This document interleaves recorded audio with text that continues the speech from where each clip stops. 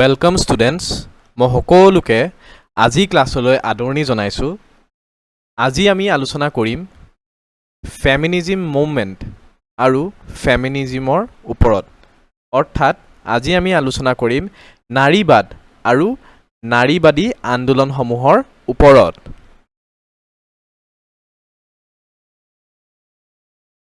Before discussing about the feminist movements, we have to first know what is feminism. নাৰীবাদী আন্দোলনসমূহৰ বিষয়ে আলোচনা কৰাৰ আগত আমি জানিব লাগিব নাৰীবাদ কি। ফেমিনিজম অৰ্থাৎ নাৰীবাদ। Feminism is a Western political ideology which believes in social, economic and political equality of the sexes. নাৰীবাদ হৈছে এক পশ্চিমীয়া ৰাজনৈতিক আদৰ্শ যি দুইটাৰ লিংগৰ সামাজিক, অৰ্থনৈতিক আৰু ৰাজনৈতিক সমতাত বিশ্বাস কৰে। Although largely originating in the West, feminism is manifested worldwide and is represented by various institutions committed to activity on behalf of women's right and interest.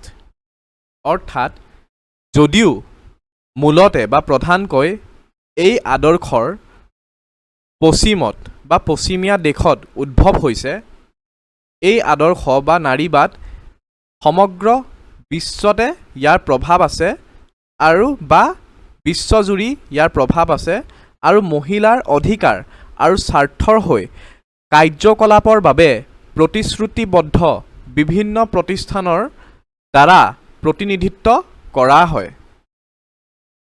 Feminism originally meant simply being feminine or being a woman, but later it gained the meaning of advocacy of women's rights in the late 1800s. নাৰীবাদৰ একেবাৰে সহজ বা মূল অৰ্থ আছিল কেৱল নাৰী সুলভ হোৱা বা এগৰাকী মহিলা হোৱা, কিন্তু 1800 শতিকাৰ পিছলৈ বা শেষৰ ফালে নাৰীবাদ হৈ পৰিল মহিলাসকলৰ বাবে সমান অধিকাৰ পোষকতা কৰা এটা মতবাদ বা এটা আদৰ্শ। নাৰীবাদৰ একেবাৰে সহজ বা মূল অৰ্থ আছিল কেৱল নাৰী সুলভ হোৱা বা এগৰাকী মহিলা হোৱা, কিন্তু 1800 শতিকাৰ পিছলৈ বা 1800 শতিকাৰ শেষৰ ফালে ই হৈ পৰিল মহিলাসকলৰ সমান অধিকাৰ বা এই দুটা লিংগৰ সমান অধিকাৰৰ বাবে পোষকতা কৰা বা মাত মতা এটা আদৰ্শ। According to some historian, the English word feminism has been derived from the French word féminisme. কিছুমান ইতিহাসবিদ বা বুৰঞ্জীবিদসকলৰ মতে ইংৰাজী শব্দ ফেমিনিজম বা নাৰীবাদৰ উৎপত্তি হৈছে ফ্ৰেঞ্চ শব্দ ফেমিনিষ্ট শব্দৰ পৰা।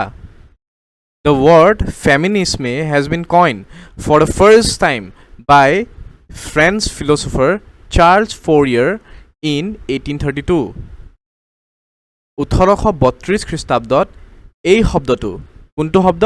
ফেমিনিজমে, এই শব্দটো সৰ্বপ্ৰথমবাৰৰ বাবে ব্যৱহাৰ কৰিছিলে এজন ফৰাচী দাৰ্শনিকে, আৰু সেই ফৰাচী দাৰ্শনিকজনৰ নাম হৈছে চাৰ্লছ ফৌৰিয়াৰ। ইয়াত যে তোমালোকে ফটোখন দেখিছা, এইজন ব্যক্তিয়ে হৈছে চাৰ্লছ ফৌৰিয়াৰ, যোনে সৰ্বপ্ৰথমে ফেমিনিজমে অৰ্থাৎ ফেমিনিজম শব্দটো ব্যৱহাৰ কৰিছিল। It is a word and concept that is rooted in 18th century philosophical writings on women's rights, and it grew synonymous with women's public actions to acquire individual liberties in the 19th and 20th centuries. এইটো এটা শব্দ আৰু ধাৰণা যি অষ্টাদশ শতিকাৰ যিবিলাক মহিলাৰ অধিকাৰৰ ওপৰত যিবিলাক দাৰ্শনিক লিখনি আছিলে, সেই দাৰ্শনিক লিখনিসমূহৰ ওপৰত নিহিত হৈ আছে। আৰু ই 19 আৰু 20 শতিকাত ব্যক্তিগত স্বাধীনতা প্ৰাপ্ত কৰাৰ বাবে মহিলাসকলৰ ৰাজহুৱা কাৰ্যকলাপৰ সমৰ্থক হৈ পৰিছিল। According to John Sever, who is the author of the book Feminism, according to him, the ideology of equality between men and women is feminism. John Sever নামৰ এজন ব্যক্তি আছিলে, তেওঁ এখন কিতাপ বা গ্ৰন্থ লিখিছিলে, সেই গ্ৰন্থখনৰ নাম আছিলে ফেমিনিজিম। তেওঁৰ মতে পুৰুষ আৰু মহিলাৰ মাজত সমতাৰ আদৰ্শটোৱে হৈছে নাৰীবাদ। কি? তেওঁৰ মতে পুৰুষ আৰু মহিলাৰ মাজত সমতাৰ আদৰ্শটোৱে হৈছে নাৰীবাদ। He believes that there should not be any difference between men and women, as both of them are human beings.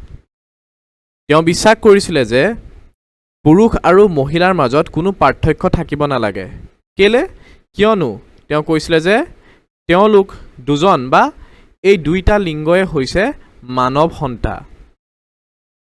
The thought that along with men, women should also get equal right to live gave birth to feminism. পুৰুষৰ সৈতে মহিলাসকলেও জীয়াই থকাৰ বাবে সমান অধিকাৰ পাব লাগে ভবা ধাৰণাটোৱে বা এই ভাৱটোৱে নাৰীবাদৰ জন্ম দিছিল। এতিয়া আমি আলোচনা কৰিম ফেমিনিষ্ট মুভমেণ্ট অৰ্থাৎ নাৰীবাদী আন্দোলনসমূহৰ বিষয়ে। Feminist considered women as a exploited class. নাৰীবাদীসকলে মহিলাসকলক এটা শোষিত শ্ৰেণী হিচাপে গণ্য কৰিছে। According to them, the exploiter of women is not men, but the whole patriarchal society. তেওঁলোকৰ মতে মানে নাৰীবাদীসকলৰ মতে নাৰীৰ শোষকসকল পুৰুষ নহয়, কিন্তু সমগ্ৰ পুৰুষ প্ৰধান বা পুৰুষতান্ত্ৰিক সমাজখনেই। So they started this movement against the patriarchal society. সেয়েহে তেওঁলোকে অৰ্থাৎ নাৰীবাদীসকলে পুৰুষতান্ত্ৰিক বা পুৰুষ প্ৰধান সমাজৰ বিৰুদ্ধে এই আন্দোলন বা সংগ্ৰাম আৰম্ভ কৰিছে। The feminist movement, which is also known as the women's movement or simply feminism, refers to a series of political campaigns for reforms on issues such as reproductive rights, domestic violence, maternity leave, equal pay, women's suffrage, sexual harassment and sexual violence. অৰ্থাৎ নাৰীবাদী আন্দোলন যাক মহিলাৰ আন্দোলন বা কেৱল নাৰীবাদ বুলিও জনা যায়। এই নাৰীবাদী আন্দোলন বুলিলে প্ৰজন্ম অধিকাৰ, ঘৰুৱা হিংসা, মাতৃত্বকালীন ছুটি, সমান দৰমহা, মহিলাৰ ভোটাধিকাৰ, যৌন উৎপীড়ন আৰু যৌন হিংসাৰ দৰে বিষয়ত সংস্কাৰৰ বাবে কেইবাটাও ৰাজনৈতিক প্ৰচাৰক বুজায়। Feminism in the United States, Canada, and a number of countries in Western Europe has been divided into three waves by feminist scholars, that is, first wave of feminism, second wave of feminism, and third wave of feminism. America যুক্তৰাষ্ট্ৰ, Canada আৰু পশ্চিম ইউৰোপৰ বিভিন্ন দেশত নাৰীবাদী পণ্ডিতসকলে তিনিটা wave বা তিনিটা তৰংগত বিভক্ত কৰিছে। সেইকেইটা ৱেভ বা তৰংগ হৈছে নাৰীবাদী আন্দোলনৰ প্ৰথম তৰংগ, নাৰীবাদী আন্দোলনৰ দ্বিতীয় তৰংগ আৰু শেষত হৈছে নাৰীবাদী আন্দোলনৰ তৃতীয় তৰংগ। The first wave of feminism was a period of feminist activity and thought that occurred during the 19th and early 20th century throughout the Western world. It focused on legal issues, primarily on securing women's right to vote. নাৰীবাদৰ প্ৰথম তৰংগ আছিল নাৰীবাদী কাৰ্যকলাপৰ এক সময় আৰু চিন্তা যিটো সমগ্ৰ পশ্চিমীয়া বিশ্বত ঊনবিংশ শতিকাৰ শেষৰ ফালে আৰু বিংশ শতিকাৰ আৰম্ভণিতে সংঘটিত হৈছিল। ই আইনী বিষয়বোৰৰ ওপৰত গুৰুত্ব দিছিলে আৰু প্ৰধানকৈ মহিলাৰ বাবে বা নাৰীৰ বাবে ভোটাধিকাৰ বা ভোটদান কৰা অধিকাৰ দাবী কৰিছিলে। The second wave of feminism was a period of feminist activity that began in the early 1960s and lasted roughly 2 decades. It took place throughout the Western world and aimed to increase equality for women by building on previous feminist gains. The second wave of feminism broadened the debate to include a wider range of issues like sexuality, family, the workplace, reproductive rights, de facto inequalities, and official legal inequalities. অৰ্থাৎ নাৰীবাদৰ দ্বিতীয় তৰংগটো আছিল নাৰীবাদী কাৰ্যকলাপৰ এক সময় যিটো 1960ৰ দশকৰ বা 1960 দশকৰ আৰম্ভণিতে আৰম্ভ হৈছিল আৰু প্ৰায় 2টা দশক ধৰি চলিছিল। ই সমগ্ৰ পশ্চিমীয়া বিশ্বতে সংঘটিত হৈছিল আৰু পূৰ্বৰ নাৰীবাদী সফলতাৰ ওপৰত নিৰ্মাণ কৰি মহিলাসকলৰ বাবে সমতা বৃদ্ধি কৰাৰ লক্ষ্য ৰাখিছিল।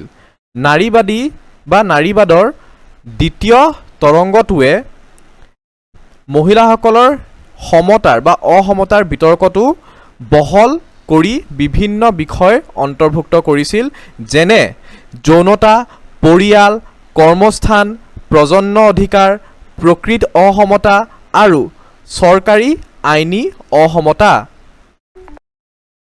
The third wave started from the 1990s. It is generally considered as the continuation of the second wave, as the women fail to achieve success in the second wave. Moreover, the third wave of feminism was greatly focused on reproductive rights for women. It also examines issues related to women's lives on an international basis. নাৰীবাদী আন্দোলনৰ তৃতীয় তৰংগটো 1990 দশকৰ পৰা আৰম্ভ হৈছিল।